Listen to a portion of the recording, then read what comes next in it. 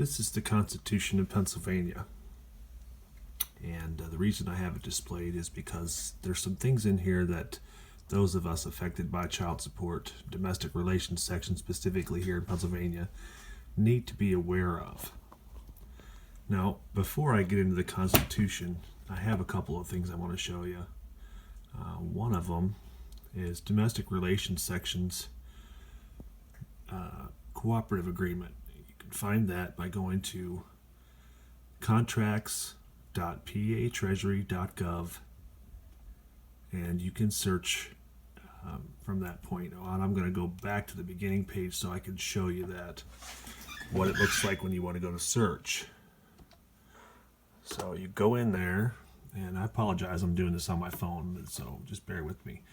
But the initial page looks something like this. You go to that. You're going to go in here. It says contracting parties. I left that blank. I left all of this stuff blank. And I just put in here 4D. IV-D. All right. And then you hit search. And sometimes it works, sometimes it don't. But here's what happens. You get this huge list of Title 4D contracts. And anything that has to do with Title 4D.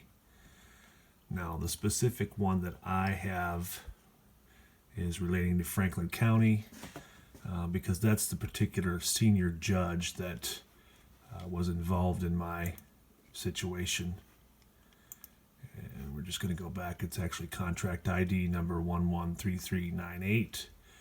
But then when you click it, it has a different number. So we're going to go ahead and open that. I'm going to show you that here it is. This is a cooperative agreement. Oh, yeah, they're gonna get me. Block me. There we go. Now, Franklin County DRS, Chambersburg, Pennsylvania. Now that's not where I'm located, but that just happens to be the senior judge they sent was from that county, so I pulled this one. This is a cooperative agreement under Title 40 of the Social Security Act, Franklin County, Pennsylvania. You can see that here. Now, I'm going to go to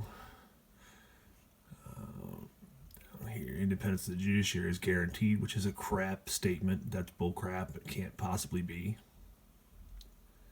There's no way a judge getting paid can be impartial or independent. And basically, this is just going to roll through it a little bit to show you kind of what you're getting. It's a big 126 pages on this one. I have another one for a different county that's actually 130 some pages. Each one of them is just a little bit different because of what they attach or the blank pages that they put in there. But the meat of the cooperative agreement is all the same. Some of them have a few more people signing. This is their incentive program. This is what they get paid. It's all in here. Everything to do with their little cooperative agreements in here. See that? Incentives for DRS establishment, enforcement of medical support. It's all there. This is the basis of the evidence that you need to combat these people. They're doing everything with a fraud. Everything is a fraud. They do not tell you this stuff. Terms of agreement. To agree the cooperative agreement should conform to all present state and federal laws and regulations. So right there, they have to follow the federal laws and regulations. I can't break them down like Ahmed Osiris does, but he knows his crap right back and forth. I've looked at everything he's done, and it's all legit. Let's see here. Let's see. President, judge. You see that? County commissioner. Okay? So you see the parties there. Now what I want to show you is the Pennsylvania Constitution. And we're going to look at the judiciary, just under Article 5. All right, and let's see what Article 5 has to do here. Section 17, see that? Prohibited activities, right? In case you're not aware, counties are political subdivisions. Okay? You can look it up. Find it out for yourself, but that is what counties are, political subdivisions. So I just rolled through this whole thing here and missed where I wanted to go to. Let's do it this way. It'll go right there. Okay, prohibited activities. This is for the judiciary, okay?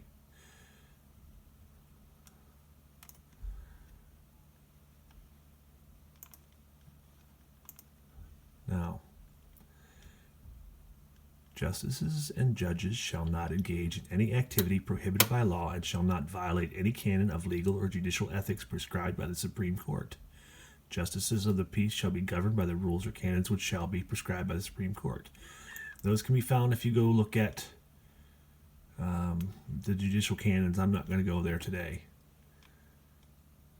Justices and judges shall devote their full time to their judicial duties and shall not engage in the practice of law, hold office in a political party or political organization, or hold an office or position of profit in the government of the United States, the Commonwealth, or any municipal corporation or political subdivision thereof, except in the armed services of the United States or the Commonwealth.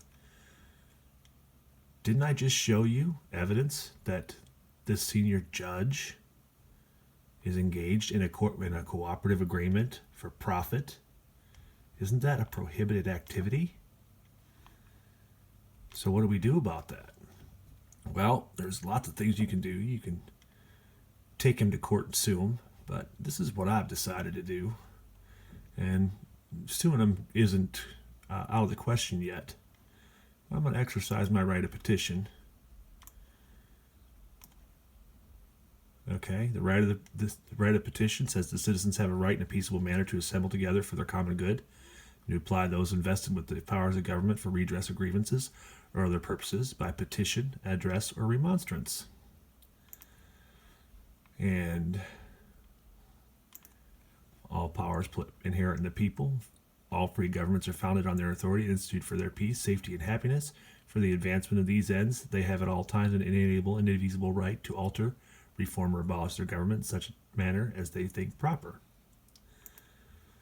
Now, I also found a Pennsylvania Supreme Court case out of 2016. It's Sprague v. Cortez, I think, but I'll post that down below this video. It says interpretations of the Constitution are left up to the ratifying voter. So you have to know some of this stuff. Now, let's go down here to the House, or public officers, okay. Trial of impeachments, power of impeachment. Now, because these judges have engaged in prohibited activities, they are impeachable. The power of impeachment is listed here under Section 4, or the subsection 4 of the Constitution of Pennsylvania, under the legislative, which says the House of Representatives shall have sole power of impeachment. Now, I've instituted this. I've already started this process. And that's Article 6 under public officers. What else I want to show you after the power of impeachment? Trials of impeachments. They're done by the Senate. So first you put it to the House, then they take it off to the Senate.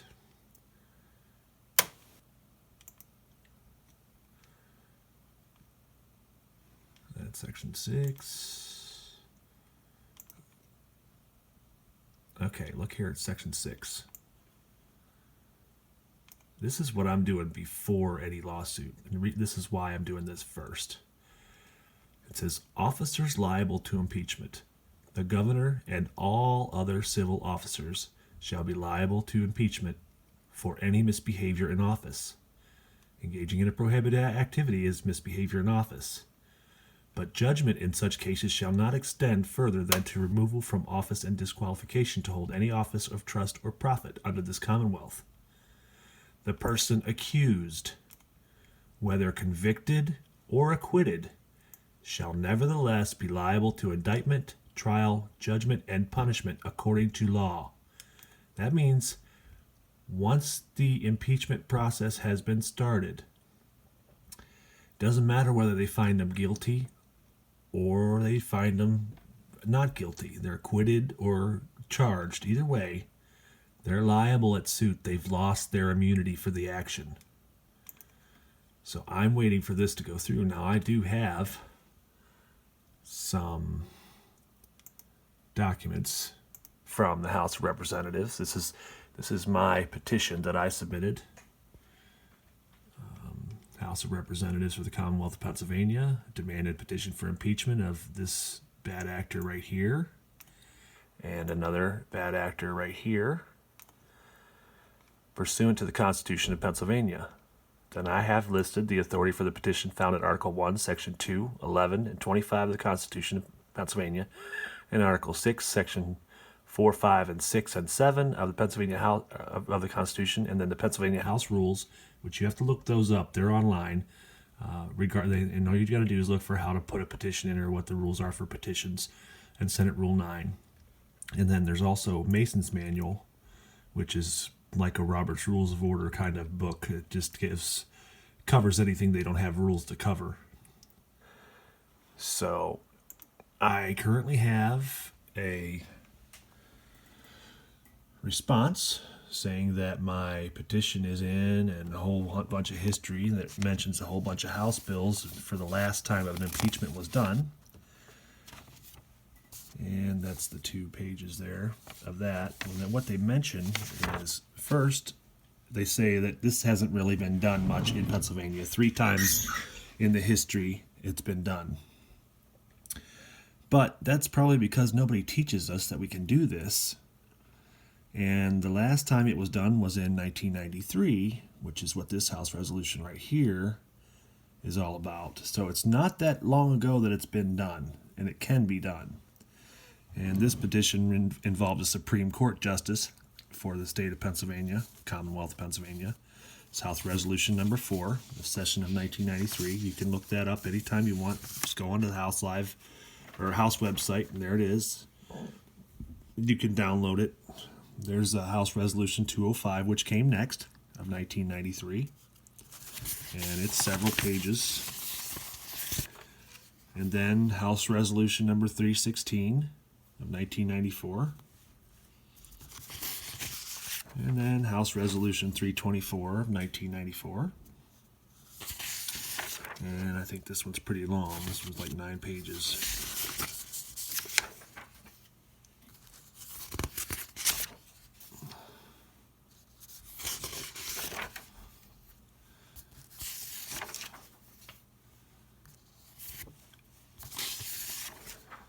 You can look these up and read them. They give you a real good guide as to what happens, what kind of information they look for, the evidence that they'll present, what they're going to do. This is House Resolution 335 of 1994, all pertaining to the same matter. Every one of these all has to do with the last time an impeachment was done.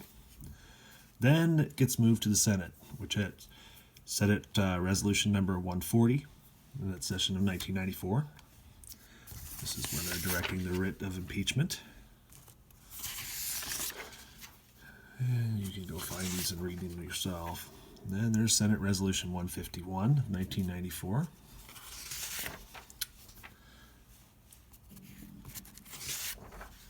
Senate Resolution number 152 of 1994.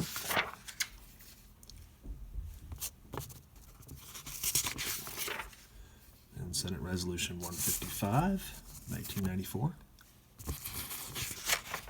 And Senate Resolution 163, 1994. And that's it. This guy was impeached. Now, just so you have a little bit of history, that's my son. He will be 4 years old at the end of this, or at the beginning of next month, 2nd. And I have him 44% of the time.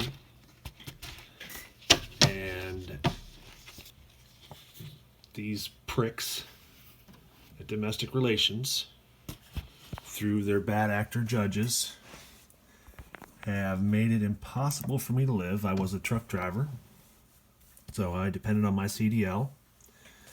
They took that away from me. I lost my house. I lost my car. Had to quit my job because I was only making $30 a week after they attacked me.